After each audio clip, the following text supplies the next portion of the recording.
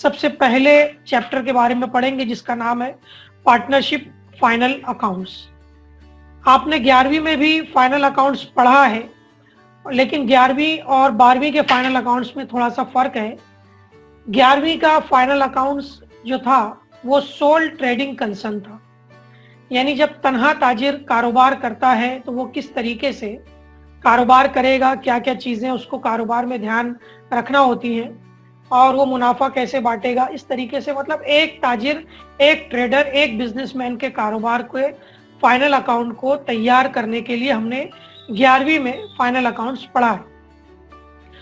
अब अगर कारोबार में एक से ज्यादा लोग हों, या दूसरे अल्फाज में हम इसको कहते हैं पार्टनरशिप बिजनेस, और कई लोगों से मिलकर के जो पार्टनरशिप बिजनेस बनता है उसको हम पार्टनरशिप फर्म यानी कारोबारी इदारा, शिराकतदारी फर्म के नाम से जानते हैं।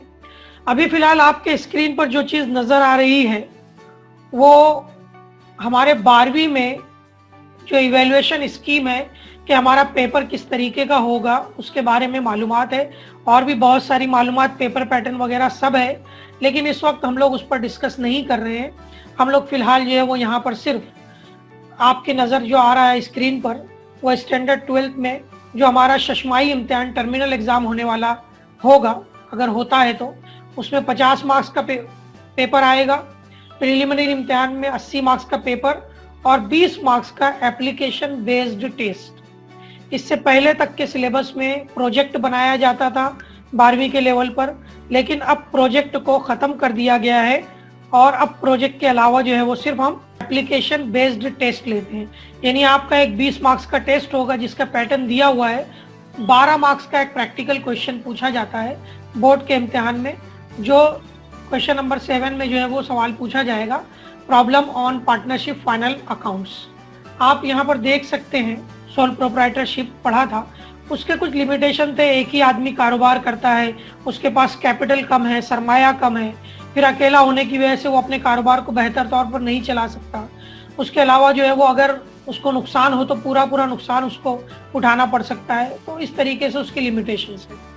पार्टनरशिप का मतलब ये होता है कि एक ऐसा कारोबार जिसमें जो है वो 2 या 2 से ज़्यादा अफराद कारोबार में शरीक होते हैं और वो अपना कारोबार करते हैं, तो उसको हम जो है वो पार्टनरशिप, जहाँ पर 2 या 2 से ज़्यादा लोग कारोबार में शरीक होते हैं उसको हम पार्टनरशिप का कारोबार कहते हैं, जो आपस में नफ़ा और नुकसान बांटते हैं।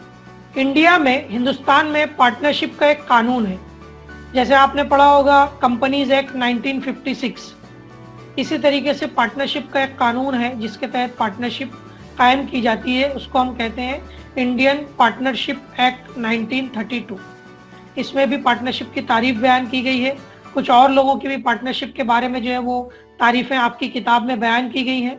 हम उनसे आगे बढ़ते हैं और आप आगे देखते हैं कि पार्टनरशिप कारोबार की मुख्तलिफ खुसूसियात क्या क्या हैं। आपके स्क्रीन के ऊपर नज़र आ रहा है पार्टनरशिप की मुख्तलिफ खुसूसियात। सबसे पहली खासियत इसकी दी हुई है कि पार्टनरशिप की खुसूसियत ये होती है कि एक मुआहदा होता है, एक एग्रीमेंट होता है जिसको हम कहते हैं पार्टनरशिप डीड।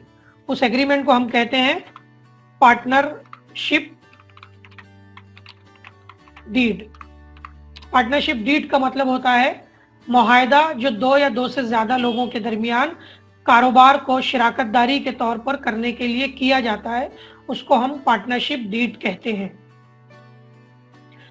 क्योंकि जो भी कारोबार में शरीक होते हैं उनको आपस में ये मुआहदा करना पड़ता है कि कौन कितना पैसा लाएगा, किसका प्रॉफिट में कितना हिस्सा होगा, कौन क्या काम करेगा, वगैरह वगैरह। इस तरीके से पार्टनरशिप में काफ़ी चीज़ें दी हुई होती हैं। दूसरी जो चीज़ हमारे सामने नज़र आ रही है वो है, दूसरा जो पॉइंट है इसका वो है पार्टनर्स की तादाद या नंबर ऑफ पार्टनर्स, यानी कितने पार्टनर्स कारोबार के अंदर शरीक होते हैं और कितने लोगों की बुनियाद पर जो है ये कारोबार किया जा सकता है। पार्टनरशिप के कानून के मुताबिक जो है वो किसी भी शिराकतदारी के कारोबार में, पार्टनरशिप के कारोबार के अंदर कम से कम 2 और ज़्यादा से ज़्यादा 50 लोग पार्टनर बन सकते हैं। तो ये पार्टनरशिप के कारोबार में कितने लोग कारोबार में शरीक होंगे वो आपके सामने। पार्टनरशिप कानून की तीसरी अहम खुसूसियत ये है कि ये कारोबार कानूनी कारोबार होना चाहिए, यानी लॉफुल बिजनेस। जाहिर सी बात है कि आप जो है वो किसी गैर कानूनी कारोबार को कर भी नहीं सकते हैं, तो इसलिए ये ध्यान रखने का कि कारोबार कोई भी कानूनी होना चाहिए जिसकी इजाजत हो। चौथा पॉइंट इसके अंदर बयान किया गया है नफा व नुकसान में हिस्सेदारी, और यहाँ पर हमारे नज़दीक जो है वो सबसे मोस्ट इम्पॉर्टेंट पॉइंट भी कारोबार में नफा और नुकसान में हिस्सेदारी ही है। यानी यही एक चीज़ है जो पिछले साल के फाइनल अकाउंट को इस साल के फाइनल अकाउंट से, यानी सोल प्रोप्राइटर फाइनल अकाउंट से पार्टनरशिप फाइनल अकाउंट को अलग करती है। क्योंकि इस साल हम लोग ये पढ़ेंगे कि पार्टनर्स को उनके प्रॉफिट और लॉस को किस तरीके से बांटा जाता है, किस तरीके से तकसीम किया जाता है। तो sharing of profits and losses is one of the most important feature of partnership form. उसके बाद अगला पॉइंट हमको दिया हुआ है रजिस्ट्रेशन का, यानी पार्टनरशिप के कारोबार का रजिस्ट्रेशन होना जरूरी है। उससे पहले पॉइंट जो दिया हुआ था वो है गैर महदूद जिम्मेदारी का point, unlimited liability. Unlimited liability का मतलब ये होता है कि जो भी कारोबार के जितने भी लोग हैं, जितने भी पार्टनर्स हैं, वो तमाम पार्टनर्स को कारोबार के नुकसान को या मुनाफे को उनको पूरा बर्दाश्त करना पड़ेगा। यानी अगर ये ज़रूरत पड़ जाए कि कारोबार के नुकसान को चुकाने के लिए अगर उनको अपनी प्रॉपर्टी भी बेचना पड़े, तो ऐसी सूरत में उनको अपनी पर्सनल प्रॉपर्टी को बेचकर भी कारोबार के नुकसान की भरपाई करना पड़ेगी। उसके बाद दिया हुआ है कि पार्टनरशिप के कारोबार का रजिस्ट्रेशन किया जाता है। आप जानते हैं, अभी हमने पढ़ा कि 1932 एक्ट के जरिए पार्टनरशिप को रजिस्टर किया जाता है। एक इम्पॉर्टेंट पॉइंट दिया हुआ है, 7वां पॉइंट जो है वो है मुश्तरका मिल्कियत और इंतजाम, यानी मिलजुल कर काम करना, ज्वाइंट ओनरशिप एंड मैनेजमेंट। क्योंकि पार्टनरशिप में एक से ज़्यादा लोग शरीक होते हैं, वो सब के सब कारोबार के मालिक होते हैं, और सभी लोगों को कारोबार में तमाम चीज़ों का बराबर बराबर या उनके कैपिटल के मुताबिक हक हासिल होता है, उनको राइट्स हासिल होते हैं। तो तमाम लोग मिलजुल करके अपना काम उसमें मुकम्मल करते हैं। अगला दिया हुआ है प्रिंसिपल एंड एजेंट। ये एक नया पॉइंट है, मालिक और एजेंट के तौर पर, ये शरीक के तौर पर। जो भी शख्स पार्टनरशिप के कारोबार में पार्टनर बनता है उसकी दो लायबिलिटी होती है, या उसका दो रोल होता है, हम कह सकते हैं। पहला रोल ये होता है कि वो कारोबार का मालिक होता है। जैसे जब हम दो या दो से ज्यादा लोग कारोबार में शरीक रहेंगे तो हम दोनों लोग कारोबार के मालिक हैं, 3 लोग हैं तो तीनों कारोबार के मालिक हैं। तो हम तमाम लोग आपस में जो है वो दूसरे लोगों के लिए उस कारोबार के मालिक हैं, यानी we are owner for the outsiders. हम बाहर के लोगों के लिए कारोबार के ओनर्स हैं, कारोबार के मालिक हैं। और एजेंट का मतलब ये हुआ कि हम आपस में एक दूसरे के पार्टनर्स हैं, हम आपस में एक दूसरे का साथ देने वाले लोग हैं। तो यहाँ पर एजेंट से मुराद पार्टनर है, एजेंट से मुराद शरीक है। उसके बाद आखिरी चीज ये है, पार्टनरशिप की खासियत ये है कि अगर किसी वजह से कारोबार को बंद करना हो तो हम कारोबार के बंद करने के लिए जो लफ्ज इस्तेमाल करते हैं अकाउंटेंसी में, उसको हम कहते हैं डिसॉल्यूशन, या उसका एक और लफ्ज आता है जिसको हम बोलते हैं वाइंडिंग अप। वाइंडिंग अप का मतलब होता है किसी चीज को लपेट कर रख देना, यानी खत्म कर देना। यानी जब पार्टनरशिप में नुकसान हो या पार्टनर्स में कुछ झगड़ा हो जाए तो ऐसी सूरत में पार्टनर्स अपना कारोबार जो है वो बंद भी कर सकते हैं, उसको बोलते हैं डिसॉल्यूशन ऑफ पार्टनरशिप फर्म। तो 12वीं के लेवल पर हम लोग जो है वो डिसॉल्यूशन ऑफ पार्टनरशिप फर्म भी खास तौर पर एक अलग से चैप्टर है, इसको भी हमको पढ़ना है कि पार्टनरशिप के डिसॉल्यूशन यानी खात्मे के वक्त हमको किन चीज़ों का ध्यान रखना पड़ता है। अब आपके जहन में ये सवाल आएगा कि जब ये बिल्कुल 11वीं की तरह है तो 12वीं में इसमें तब्दीली क्या है। आपने 11वीं में भी ये सारी चीज़ें पढ़ी हैं जो आपके स्क्रीन पर नज़र आ रही है। 3 अकाउंट आपको नज़र आ रहे हैं, trading account, profit and loss account और एक स्टेटमेंट जिसका नाम है बैलेंस शीट। हमने 11वीं में भी इन तीनों चीज़ों को पढ़ा है कि ट्रेडिंग अकाउंट हम बनाते हैं, प्रॉफिट एंड लॉस अकाउंट बनाते हैं और उसके बाद हम बैलेंस शीट भी बनाते हैं। 12वीं में भी हमको यही तीनों चीज़ें बनानी है। तो इसमें फिर तब्दीली कहाँ है? तो देखिए, आपका जो पहला पॉइंट यहाँ पर हमने लिखा है उसमें ये बात बयान की गई है कि 90% preparation of final account is same as we have studied in the standard 11. Only partners distribution of profit and losses is the new in standard 12 partnership final account. Partners का जो डिस्ट्रीब्यूशन ऑफ प्रॉफिट होता है वो हमको यहाँ पर अलग करना है, उसको हमको अलग तरीके से पढ़ना है, इसको हमको ध्यान में रखना है। तो ये चेंजेस जो होते हैं वो ट्रेडिंग अकाउंट में नहीं होते, बल्कि प्रॉफिट एंड लॉस अकाउंट और बैलेंस शीट में होते हैं। तो हम लोग देखेंगे। अब हम लोग यहाँ पर एक चीज और नजर आती है हमारे सामने।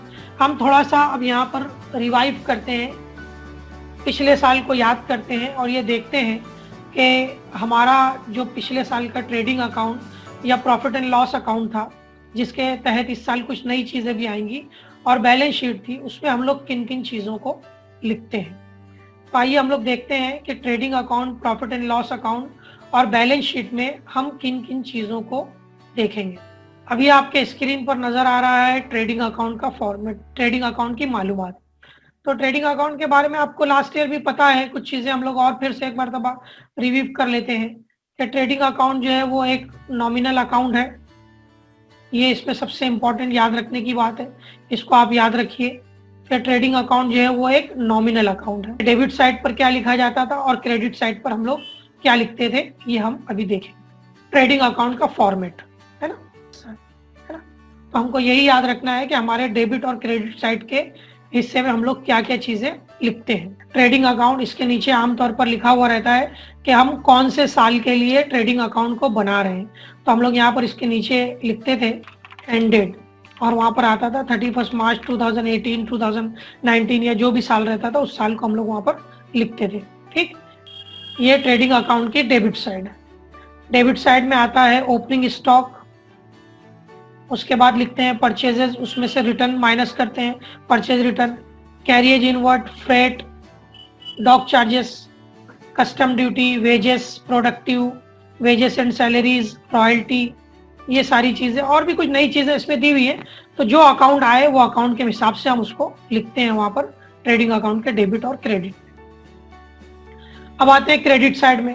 क्रेडिट साइड में हमने जो चीजें पढ़ी थी उनके अंदर से दो तीन चीजें इंपॉर्टेंट। क्रेडिट साइड में सबसे पहले हमारे सामने आता है वो है सेल्स को लिखा जाता है, उसमें से सेल्स रिटर्न हम माइनस करते हैं। उसके अलावा अगर कोई एडजस्टमेंट दिया रहता है गुड्स से रिलेटेड, तो आपको याद होगा कि मैंने पिछले साल भी आपको ये बताया था कि any adjustment which is related to goods, one effect of that transaction is surely shown in the trading account. यानी कोई भी ऐसा ट्रांजेक्शन, कोई भी ऐसा एडजस्टमेंट जिसका ताल्लुक गुड्स से हो, उसका एक इफेक्ट लाजमी तौर पर ट्रेडिंग अकाउंट में बताया जाता है, क्योंकि trading account is all about buying and selling of goods. तो गुड्स को परचेज और सेल करने और उससे रिलेटेड जो भी ट्रांजेक्शन होते हैं वो ट्रांजेक्शन ट्रेडिंग अकाउंट के क्रेडिट में, आमतौर पर ज्यादातर ट्रांजेक्शन ट्रेडिंग अकाउंट के क्रेडिट में आते हैं। उसमें से कुछ जो है वो loss by fire, loss by theft, distributed as free samples, जैसे जैसे आएगा हम लोग लिखेंगे। अगर एक्सीडेंट के जरिए या अगर पार्टनर कोई गुड्स विड्रॉ करता है तो यहाँ पर इस साल ये चीजें ज्यादा आएंगी, गुड्स विड्रॉन बाय पार्टनर्स और लॉस बाय फायर वगैरह। और ट्रेडिंग अकाउंट के सबसे आखिर में आता है हमारा क्लोजिंग स्टॉक। तो इस तरीके से ये हमारा ट्रेडिंग अकाउंट आपके स्क्रीन पर नजर आ रहा है कि डेबिट साइड में इतनी सारी चीजें नजर आती हैं और क्रेडिट साइड के अंदर जो है वो इतनी सारी चीजें नजर आती हैं। उसके बाद हम लोग जो है वो डेबिट और क्रेडिट साइड को लिखने के बाद उसकी मदद से हम यहाँ पर जो प्रॉफिट मालूम करते हैं उस प्रॉफिट का नाम है ग्रॉस प्रॉफिट। तो हम क्रेडिट साइड की टोटल करते हैं, उसी टोटल को डेबिट साइड भी लिखते थे और फिर क्रेडिट साइड की टोटल में से ये डेबिट साइड की टोटल माइनस करते थे और माइनस करने के बाद जो बैलेंस बचता था इस बैलेंस को हम कहते थे ग्रॉस प्रॉफिट। ये हमारा जो बैलेंस है ये हमारा बैलेंस कहलाता था ग्रॉस प्रॉफिट, ये हमारा ग्रॉस प्रॉफिट। और इसी ग्रॉस प्रॉफिट को हम ट्रांसफर करते थे हमारे अगले अकाउंट में, जिस अकाउंट का नाम है प्रॉफिट एंड लॉस अकाउंट। अगला अकाउंट हमारा प्रॉफिट एंड लॉस अकाउंट है। प्रॉफिट एंड लॉस अकाउंट भी हमारे लिए एक नॉमिनल अकाउंट है। प्रॉफिट एंड लॉस अकाउंट को भी हम लोग जो है वो नॉमिनल अकाउंट कहते हैं, क्योंकि इसमें भी जो एक्सपेंसेस और लॉसेस को लिखा जाता है। तो डेबिट साइड में तमाम एक्सपेंसेस और लॉसेस और क्रेडिट साइड में तमाम इनकम एंड गेन्स को लिखा जाता है। ये हमारा प्रॉफिट एंड लॉस अकाउंट। आइए एक नजर डालते हैं प्रॉफिट एंड लॉस अकाउंट के अंदर क्या क्या चीजें आती हैं। ये प्रॉफिट एंड लॉस अकाउंट का फॉर्मेट है। ये डेबिट साइड है। डेबिट साइड में टू साइड टू लिख करके salaries and wages, rent and rates, insurance, electricity and lighting, telephone and postage, printing and stationery, travelling expenses, salesman, depreciation on assets, loading, audit fees, ये सारी चीज़ें दी हुई है। मैं आगे जैसे जैसे एग्जाम्पल में या सवाल में जो नए अकाउंट आएंगे उनको आपको एक्सप्लेन भी करूंगा, उनके डेफिनेशन भी बताऊंगा। सिर्फ आप यहाँ पर ये देखिए कि कौन कौन से अकाउंट इसमें रहते हैं, और तीनों अकाउंट मतलब दोनों अकाउंट, ट्रेडिंग अकाउंट और प्रॉफिट एंड लॉस अकाउंट, और बैलेंस शीट का तो ये हमारा प्रॉफिट एंड लॉस अकाउंट है। तीसरी चीज आती है हमारी बैलेंस शीट। लास्ट ईयर भी बैलेंस शीट ऐसी ही थी, लेफ्ट हैंड साइड पर लायबिलिटीज, राइट हैंड साइड पर असेट्स लिखे जाते थे। अब इस साल एक नई चीज यहाँ पर हमारे सामने आ गई है। हमारे सामने आ गया है लायबिलिटी के अंदर, लास्ट ईयर हम सिर्फ कैपिटल अकाउंट लिखते थे, लेकिन यहाँ पर एक नई चीज आ गई कि कैपिटल अकाउंट ABC करके लिखा हुआ है। उसके अलावा साथ ही साथ यहाँ पर जो है वो करंट अकाउंट भी दिया हुआ है। अभी इन दोनों का क्या फर्क है हम लोग अगली स्लाइड पर देखेंगे। दोनों तकरीबन एक जैसी चीजें हैं, लेकिन आपको याद होगा कि पिछले साल हम लोग इस तरीके से कैपिटल अकाउंट में ABC नहीं लिखते थे, तो फिर इस साल हम उसको क्यों लिख रहे हैं, ये इंपॉर्टेंट चीज है।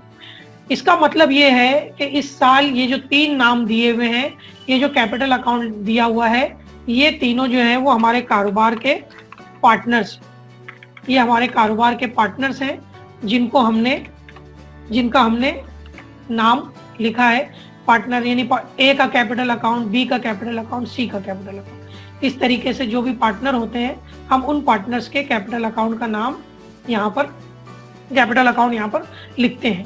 और फिर अगर करंट अकाउंट भी बनाना है, अभी मैं बताऊंगा करंट अकाउंट और कैपिटल अकाउंट कब बनाना होता है। फिर उसके अंदर प्रॉफिट को ऐड करते हैं, ड्राइंग्स को लेस करते हैं, वो सारी चीजें जो आपको याद हैं, जो जैसा हमने लास्ट ईयर बनाया था बिल्कुल वैसा ही है। कोई नई चीज नहीं है सिवाय इसके कि इसमें एक से ज्यादा पार्टनर आते हैं और उनका डिस्ट्रीब्यूशन बहुत इंपॉर्टेंट होता है। उसके अलावा लायबिलिटी में general reserve, profit and loss, loan on mortgage, bank loan, आपने इसमें से बैंक लोन लास्ट ईयर पढ़ा है, बिल्स पेबल लास्ट ईयर पढ़ा है, बैंक ओवरड्राफ्ट पढ़ा है, सन्ड्री क्रेडिटर्स पढ़ा है। कुछ नई चीजें भी आएंगी तो हम लोग उसको पढ़ेंगे, कोई मसला नहीं है। असेट की तरफ पहले गुडविल जो है वो एक फिक्स असेट है और ये एक इंटेंजिबल फिक्स असेट है। इंटेंजिबल के अलावा दूसरे फिक्स असेट जो होते हैं उनको हम टेंजिबल कहते हैं। इंटेंजिबल यानी जो नजर नहीं आता, और टेंजिबल मतलब जो नजर आता है। Land and building, furniture and fixtures, plant and machinery, equipments, computer, motor vehicle, lease hold property, premises, ये सारी चीजें जो है वो लूज टूल्स, इन्वेस्टमेंट वगैरह वगैरह, ये फिक्स असेट है। उसके बाद नीचे की तरफ करंट असेट दिया रहता है। आपको याद होगा कि लास्ट ईयर हम लोग जब एडजस्टमेंट से स्टार्ट करते थे तो सबसे पहले क्लोजिंग स्टॉक को लिख लिया करते थे दरमियान में, ताकि हमारा असेट साइड जो है वो ऑटोमेटिकली दो हिस्सों में बढ़ जाए। ऊपर की तरफ फिक्स असेट और नीचे की तरफ हम क्लोजिंग असेट्स को लिखते थे। तो ये हमारा क्लोजिंग असेट है। ये sundry debtors, bill receivable, cash in hand, cash at bank और इस तरीके के दूसरे कई एक सन्ड्री असेट्स जो है वो हम इस्तेमाल करते हैं। तो ये हमारे बैलेंस शीट की टोटल है। बैलेंस शीट इस तरीके से बनती है। अभी हम लोग जब देख रहे थे बैलेंस शीट, तो उस बैलेंस शीट के अंदर आपको एक बात नजर आई थी कि बैलेंस शीट के अंदर हमको जो है वो दो चीजें दी हुई थी। बैलेंस शीट के अंदर हमको जो है वो एक तरफ दिया हुआ था एक तरफ दिया हुआ था कैपिटल अकाउंट, दूसरी तरफ दिया हुआ था करंट अकाउंट। कैपिटल अकाउंट और करंट अकाउंट, हमको ये दो चीजें जो है वो उसमें दी हुई थी बैलेंस शीट के अंदर। अब यहीं पर हमारे इस साल के अकाउंट्स के अंदर एक तब्दीली वाक़ई होती है। वो तब्दीली वाक़ई ये होती है कि हमको इस साल जो 12वीं में पार्टनरशिप फाइनल अकाउंट दिया हुआ है उसके अंदर दो तरीके से पार्टनर्स का कैपिटल के बारे में मालूमात दी हुई होती है। अगर हमको प्रॉब्लम के अंदर कैपिटल अकाउंट और करंट अकाउंट दोनों का बैलेंस दिया हुआ, कैपिटल अकाउंट और करंट अकाउंट का बैलेंस इसलिए कभी कभी दिया हुआ होता है कि जो पार्टनर्स होते हैं, जैसे किसी कारोबार के अंदर दो या दो से ज्यादा पार्टनर्स हैं, अगर वो पार्टनर्स ये चाहते हैं उन पार्टनर्स को उनका कैपिटल जो है वो इंटैक्ट रहे, कैपिटल जो है वो अपनी जगह पर रहे, एक जैसा रहे, 1 लाख रुपया 2 लाख रुपया सबका कैपिटल रहे, उसमें कोई ज्यादती और कमी नहीं हो, तो वो लोग अपने कैपिटल अकाउंट में कोई एडजस्टमेंट नहीं करते। ऐसी सूरत में वो कारोबार में एक और अकाउंट उनका होता है, उसको बोलते हैं हम करंट अकाउंट। ये अकाउंट भी कैपिटल की तरह ही काम करता है, बस फर्क सिर्फ इतना होता है कि जितने भी एडजस्टमेंट होते हैं वो कैपिटल के बजाय करंट अकाउंट में किए जाते हैं। यानी ड्राइंग्स को करंट अकाउंट में से लेस किया जाता है, इंटरेस्ट ऑन कैपिटल को करंट अकाउंट में ऐड किया जाता है, इंटरेस्ट ऑन ड्राइंग को करंट अकाउंट में से लेस किया जाता है। कैपिटल अकाउंट में कोई तब्दीली वाकई नहीं होती है। ये ऐसा इस तरीके से जब कैपिटल अकाउंट और करंट अकाउंट दिया हुआ है। अब यहाँ पर एक बहुत इंपॉर्टेंट बात याद रखिए कि हमको सवाल जो है वो दो तरीके से पूछा जा सकता है। सवाल आ सकता है ऐसा सवाल जिसके अंदर कैपिटल अकाउंट और करंट अकाउंट दोनों दिया हुआ हो। तो जिस सवाल में कैपिटल अकाउंट और करंट अकाउंट दोनों दिया हुआ रहता है, उस सवाल को हम कहते हैं, उस कैपिटल मेथड को हम कहते हैं फिक्स्ड कैपिटल मेथड। उसको हम कहते हैं फिक्स्ड कैपिटल मेथड। और जिस सवाल के अंदर सिर्फ कैपिटल अकाउंट दिया हुआ होता है, उस सवाल को हम कहते हैं, जिसमें सिर्फ कैपिटल अकाउंट होगा, उसको हम लोग कहेंगे फ्लक्चुएटिंग कैपिटल मेथड। फिक्स्ड का मतलब होता है जिसमें कोई तब्दीली वाकई नहीं हो रही है, यानी जिसके अंदर there is no change. No change मतलब फिक्स। और फ्लक्चुएटिंग का मतलब होता है चेंजेस, चेंजिंग होना, तब्दीली होना। तो फ्लक्चुएट का मतलब होता है तब्दीली होना और फिक्स का मतलब होता है तब्दीली का ना होना। तो ये इन दोनों का मतलब है कि कैपिटल अकाउंट दो तरीके से दिया हुआ रहता है, फिक्स्ड कैपिटल मेथड और फ्लक्चुएटिंग कैपिटल मेथड। इस तरीके से हमको जो है वो दो तरीके से कैपिटल अकाउंट दिया जा सकता है।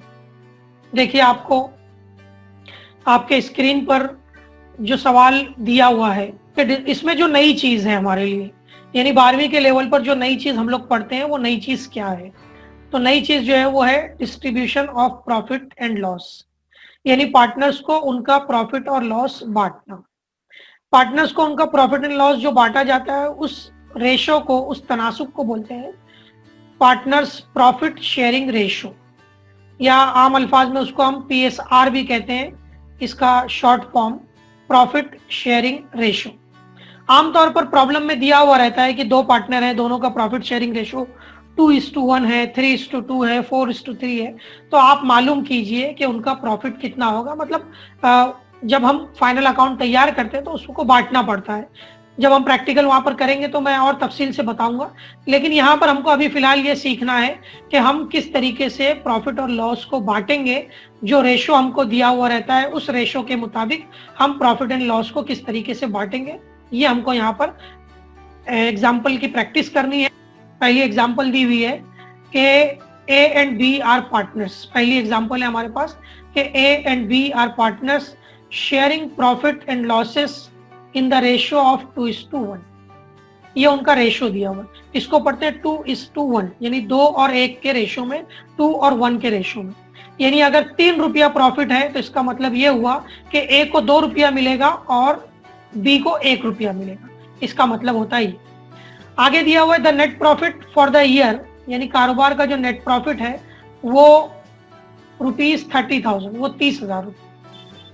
Distribute the profit in the given ratio, दिए गए रेशो के मुताबिक उनके प्रॉफिट को बांटिए। ये हमारा सवाल है।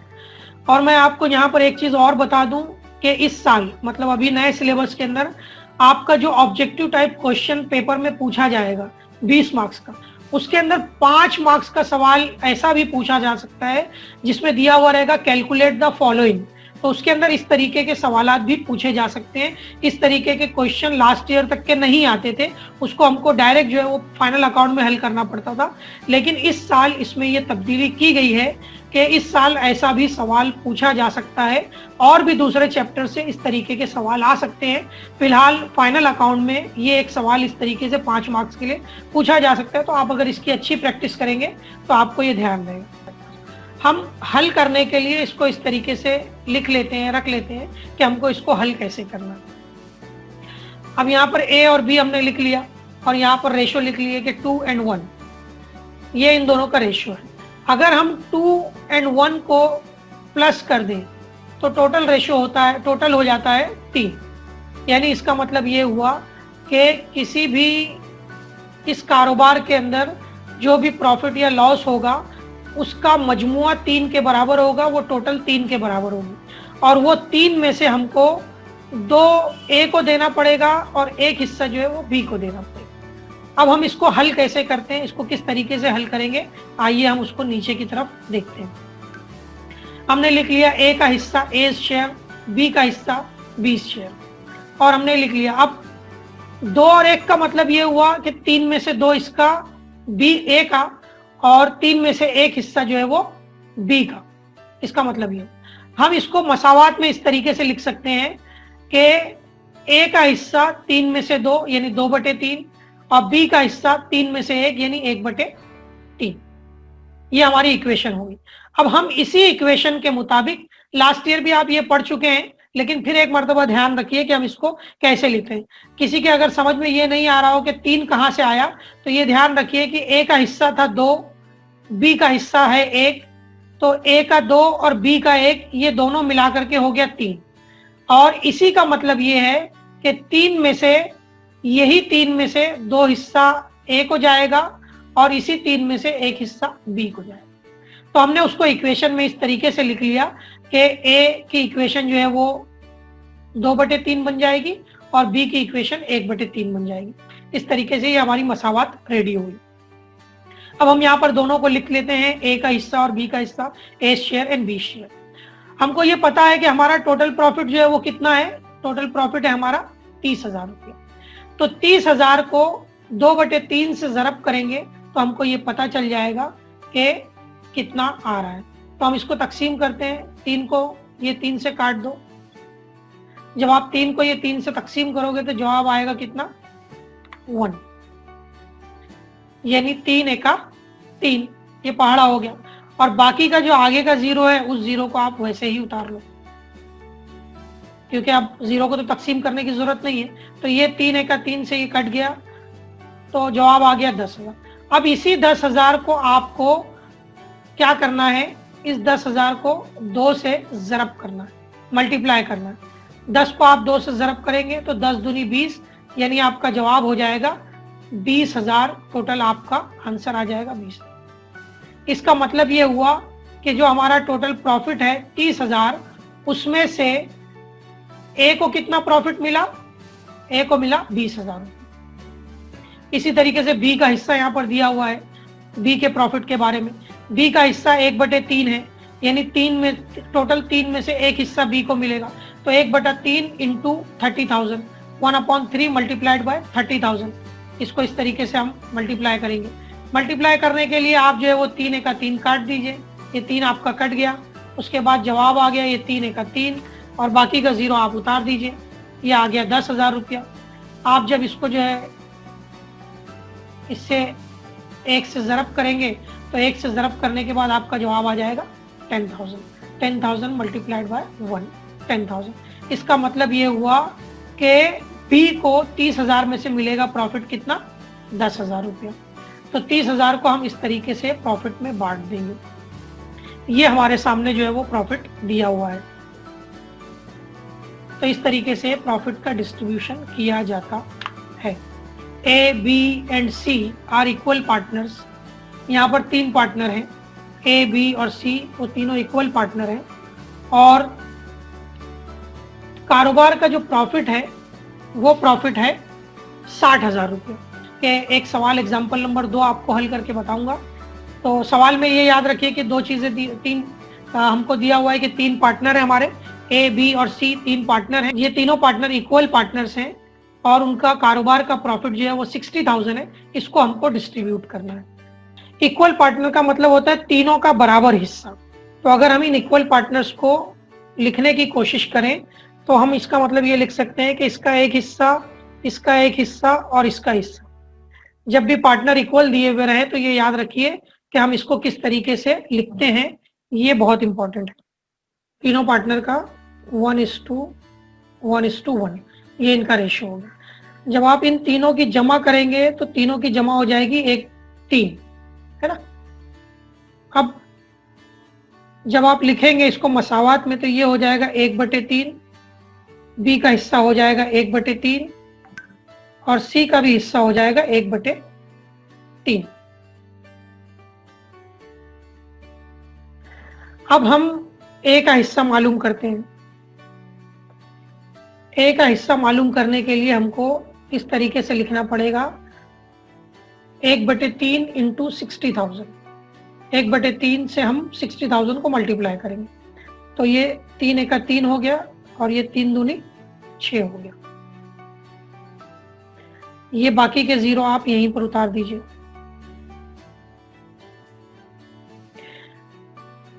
बीस हजार को जब 1 से ज़रब करेंगे तो जवाब आएगा 20,000। इसका मतलब ये हुआ कि ये 60,000 में से ए को जो है कितना मिलेगा प्रॉफिट, 20,000 मिलेगा। अब चूंकि तीनों पार्टनर इक्वल भी हैं, तीनों पार्टनर इक्वल हैं, तो जब ए का हिस्सा 20,000 है तो बी का कितना होगा 20,000 और सी का भी कितना होगा 20,000। तो आपके स्क्रीन पर अगला एग्जाम्पल नजर आ रहा होगा। दूसरा एग्जाम्पल नंबर 3 दिया हुआ है, Akbar and Birbal are partners. Akbar और बीरबल दोनों पार्टनर हैं, sharing profit and losses in 3:2। Akbar और बीरबल दो पार्टनर हैं और दोनों अपना प्रॉफिट और लॉस 3 और 2 में बांटते हैं, और कारोबार का प्रॉफिट है 40,000। ये इतनी मालूमात हमको दी हुई। अब आइए हम लोग जो है वो देखते हैं, इस सवाल को हल करने की कोशिश करते हैं कि ये सवाल को किस तरीके से हल किया जाएगा।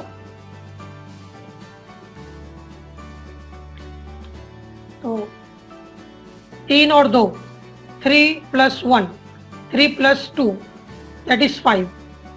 यानी इसका मतलब ये हो गया 3/5 और ये हो गया 2/5। यानी अकबर को 5 में से 3 हिस्सा मिलेगा, बीरबल को 5 में से 2 हिस्सा मिलेगा। ये चीज यहां पर दी हुई है। अब हम अकबर का शेयर मालूम करते हैं। 3/5 इंटू टोटल प्रॉफिट है 40,000। 3/5 को आप 40,000 से सर्व कीजिए, मल्टीप्लाई कीजिए। अब हम इसको पहले तकसीम करेंगे। पहले ये 40 को 5 से तकसीम करेंगे। 5 एका 5, 5 अट्ठे 40 और ये 3 सिफर यहां पर आ जाएगा। तो 40,000 को 5 से तकसीम करने पर, 5 से डिवाइड करने पर जवाब आया 8,000। अब इसी 8,000 को हमको 3 से मल्टीप्लाई करना है। तो 300 300 300 है ना, 300 3 से ज़रब कर रहे हैं ना यहाँ पर। इस पर का हिस्सा 24,000 रुपये। इसी तरीके से बीरबल का हिस्सा, इसका रेशो है 2/5 मल्टीप्लाइड बाय 40,000। 40,000 से इसको मल्टीप्लाई करेंगे। 5 एका 5, इसको काट देते हैं। 5 अट्ठे 40, ये 3 0 इधर उतर गया। अब आपको ये 8,000 को 2 से मल्टीप्लाई करना है। तो 8,000 को 2 से मल्टीप्लाई करने पर जवाब आएगा 16,000, 16,000। 8 दूनी 16, 16,000। इसका मतलब अकबर का हिस्सा, अकबर को प्रॉफिट में मिलेगा 24,000 रुपया और बीरबल को मिलेगा 16,000 रुपया। तो ये इस तरीके से हमको हल करना है। आप इसको याद रखिए कि हमको कैसे इन दोनों सवालात को हल करना था, किस तरीके से आपको इन दोनों। उसके बाद के जो एग्जाम्पल है, एग्जाम्पल नंबर 4 और एग्जाम्पल नंबर 5, सवाल बिल्कुल वैसे ही हल करना है जैसे अभी मैंने आपको 2 सवाल हल करके बताए हैं, यहाँ पर मुकम्मल हुई।